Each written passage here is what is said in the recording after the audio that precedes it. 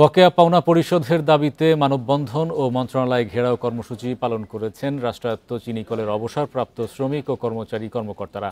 রোববার সকালে মতিঝিলে শিল্প মন্ত্রণালয়ের সামনে এমন কর্মসূচি পালন করেন তারা।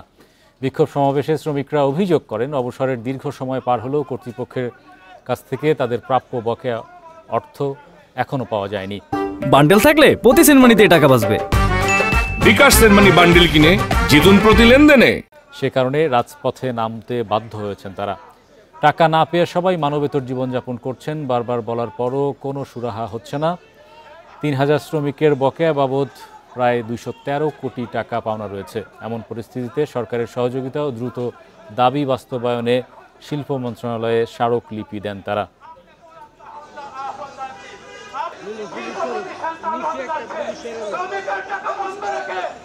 অনেকের কাছে কান্নাকাটি করেছি, কোনো কথাই কারো কাছে যায় না, পোষায় না স্যার। বারবার বাজেট করা হয়, এবার উপদেষ্টা মহোদয় বাজেটের জন্য লেখছে, কিন্তু কর্পোরেশন কর্তৃপক্ষ এখনো বাজেটের কোনো সুরাহা করে নেই।